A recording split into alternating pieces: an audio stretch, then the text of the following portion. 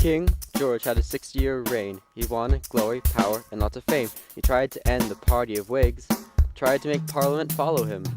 He had many disastrous policies. The Stamp Act was just one of these. He wanted to rule absolutely, but in America, he had an enemy. Washington led the revolution. This led to the Constitution. The British thought he couldn't win because supplies were stretched so thin.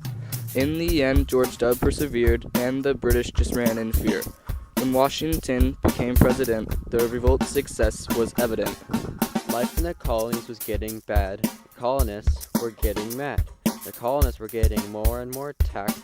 Their patience was getting to the max. In these matters, they weren't represented. Because of this, the king was resented.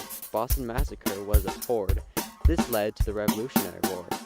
At Lexington and Concord, the war did start. The British had numbers, but the colonists had heart. The Americans had less supplies, but had good leaders to get them by. The British had control of the sea, but the colonists knew their geography. In 77, the colonists won a fight. At Saratoga, they showed their might. French, Dutch, and Spanish saw America win and decided to give their support to them. At Valley Forge, the cold was bitter, but Washington's army held together. At Yorktown, the French surrounded the port. Washington encircled and the British came up short. The Treaty of Paris ended the war. The countries agreed they would fight no more. Outcome was simple and neat. The Americans were free, not defeated.